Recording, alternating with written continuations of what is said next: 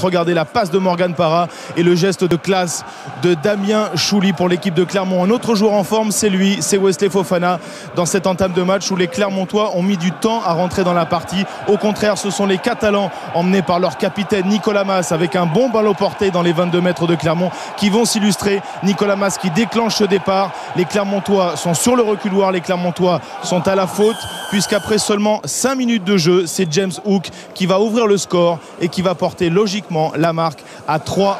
Derrière, un enchaînement de pénalités, un enchaînement de buts entre Hook et Parra et finalement on retrouve Morgan Parra à la 25e minute pour permettre à Clermont de mener 9-6.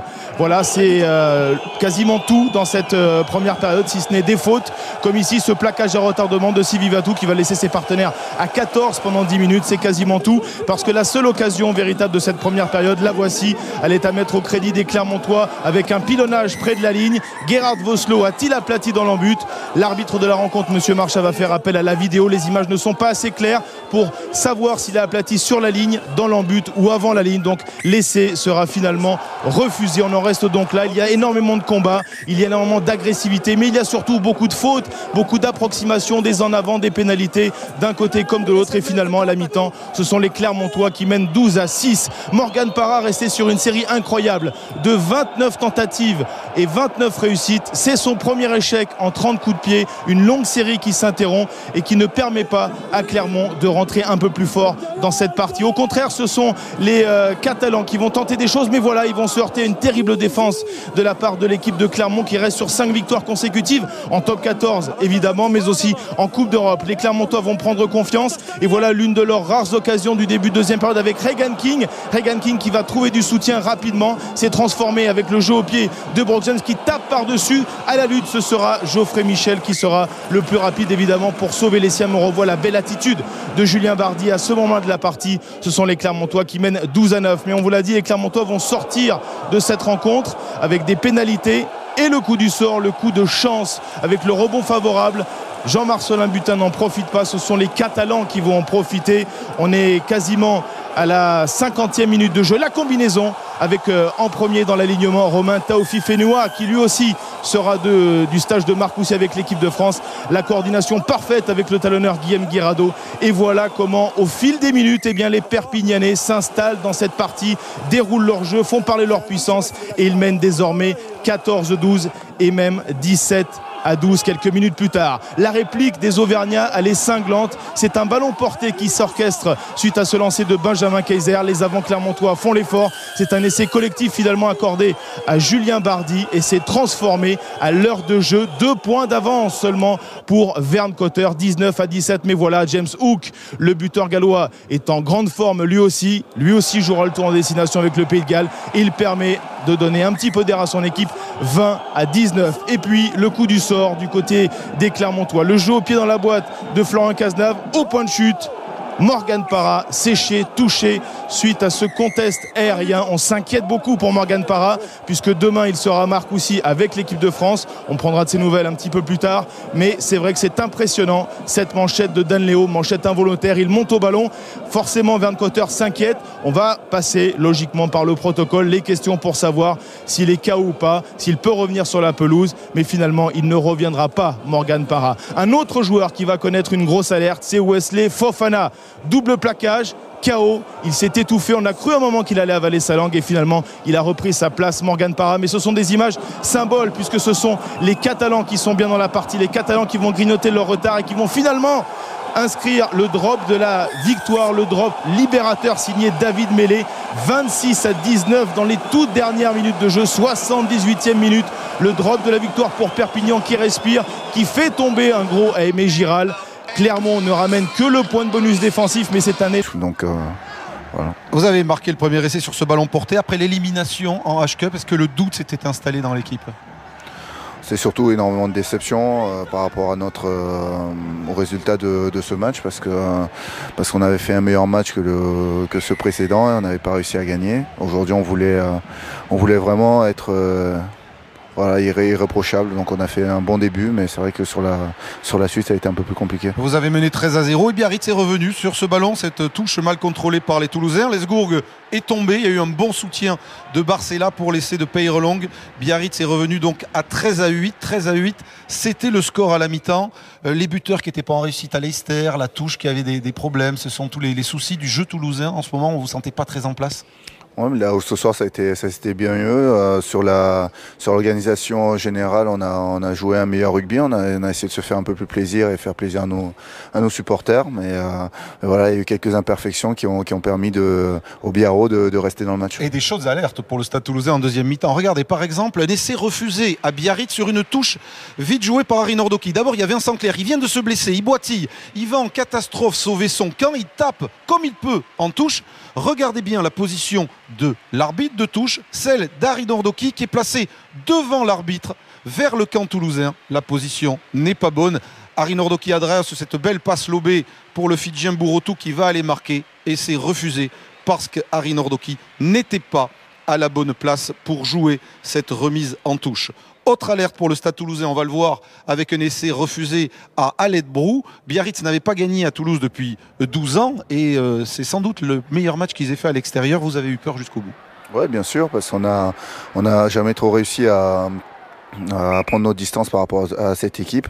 Ils ont réussi à bien utiliser nos ballons, nos pertes de balles et à nous mettre sous pression sur l'ensemble du match. Donc c'est vrai que jusqu'à la fin, on a terminé le match à 1-2 moins, donc on a eu vraiment beaucoup de pression. On va voir pourquoi. Après l'essai refusé à la vidéo à Brou, interception d'Ngonia qui accélère, qui va aller marquer l'essai, qui va relancer Biarritz, mais il est repris par Ugé, par Nianga.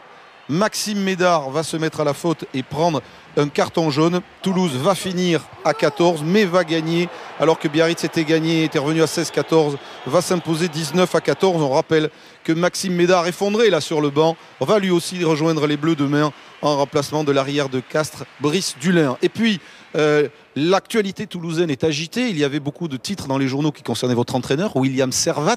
Allait-il rester entraîneur-joueur? Allait-il quitter Toulouse? C'était l'affaire du jour. Eh bien, Guy Novès l'a accueilli par une accolade avant le coup d'envoi du match. Et Servat a ensuite, à la fin du match, répondu à nos questions. Écoutez-le. Vous êtes parlé, mais il a vu l'entame de son équipe, une entame costaud, hein, à l'image d'un Bastaro et qui vient percuter et casser la défense montoise. Et les premiers points, ils sont marqués par l'intermédiaire de Johnny Wilkinson qui était titulaire aujourd'hui malgré ses problèmes d'adducteur. Et c'est lui qui ouvre la marque pour permettre à son équipe de mener 3-0. Mais Mont-de-Marsan est venu pour jouer et tente des trucs et pousse même les Toulonnais à la faute. Là, c'est Suta qui envoie valdinguer joliment Cabane et qui permet du coup à Peñat Arayet de marquer 9 points consécutivement pour les Montois. Et voici qu'après 17 minutes de jeu, c'est Mont-de-Marsan qui mène 9-3 ici à Toulon et qui pousse Pierre Mignoni à grimacer un petit peu, d'autant plus que la mêlée toulonnaise, regardez ça, ça ne lui est pas arrivé très souvent, se fait bouger et recule même avec cette belle progression montoise. À l'arrivée, quand même, petit à petit, on sent que cette équipe de Toulon commence à mettre la main sur le ballon et vient s'installer dans les 22 mètres de Mont-de-Marsan et pousse, tente des choses et pousse régulièrement également les Montois à la faute. À l'arrivée, Mont-de-Marsan plie mais ne rompt pas, mais si finit par rompre quand même par l'intermédiaire de Chris Mazoé, le numéro 8 toulonnais qui vient marquer le premier essai de ce match après 25 minutes de jeu. C'est également son premier essai cette saison et avec la transformation de Wilkinson, les hommes de Bernard Laporte reprennent la main et mènent 10-9 et du coup se mettre à jouer de plus en plus. Il nous avait dit Pierre Mignoni qu'il fallait prendre son temps, tenter les choses, mais après avoir bien fixé la défense montoise, quitte parfois à perdre le ballon. Et du coup, c'est un ex-toulonnais, c'est Jajar qui récupère ce ballon et qui va tenter une relance pour aller peut-être marquer le premier essai montois. Il est repris in extremis. Derrière, on est moins bien organisé côté montois sur les déblayages. On va à la faute et regardez, Guito veut jouer vite et hop, le petit croc en jambe sur Guito qui n'a échappé en tout cas pas à Monsieur Atala qui va mettre un carton jaune à Boss et on se retrouve du coup à 14 contre 15. Quand on voit cette image au ralenti, on a l'impression quand même qu'il ne fait pas exprès. Boss, néanmoins, ce sera un carton jaune. Et puis il y a des petits échauffourés. Regardez, Fred Michalak, il est petit, mais c'est pas pour ça qu'il est intimidé par Ormaechea. Tiens, une petite boîte en passant. Et du coup, Ormaechea qui veut se venger. Et comme quoi, il a pris de la bouteille, Frédéric Michalak, depuis qu'il est parti en Afrique du Sud. Olivier Azam, lui, reste impassible. Des histoires de piliers, de talonneurs, il sait ce que c'est. Et néanmoins, en supériorité numérique, Toulon continue de pousser et enchaîne de plus en plus vite avec à chaque fois un accélérateur du jeu en la personne de Frédéric Michalak. Gêné, encore une fois. Tout à l'heure, le camp en jambe était sur Guito. Là, c'est sur Frédéric Michalak. Et la sanction est la même pour monsieur Atala. Rabelli venait de rentrer à la place de Chedal blessé. Vous êtes au sol, vous empêchez de faire la passe. Allez, à 15 contre 13, ça va être compliqué pour les Montois. Déjà que ce n'est pas simple à 15 contre 15, surtout quand mêlée.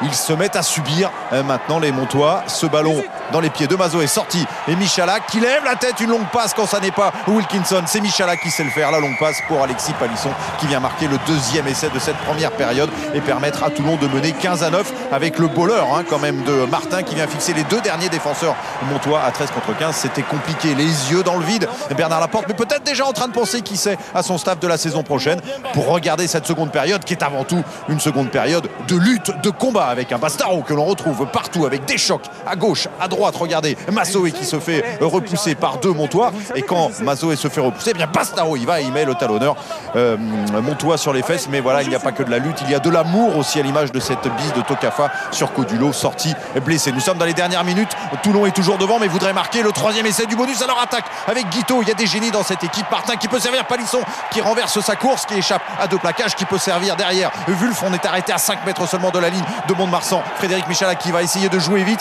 il peut donner à Bruno, la passe sifflée en avant par monsieur Atala. À vous de juger, est-ce qu'il y a vraiment en avant sur cette passe entre Sébastien Bruno et Miko Tadze? Les deux hommes venaient de rentrer. Difficile à juger, en tout cas l'essai est refusé. Et pendant ce temps, Frédéric Michalak, il est par terre. Manifestement, il a mal quelque part. Ça a l'air d'être au coucougnette. Et regardez, c'est la suite du dossier avec Ormaï Cheré, le petit bras par en dessous et crac.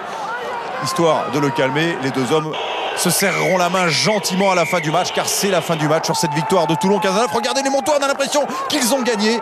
Ils n'ont pris que le bonus défensif, mais c'est déjà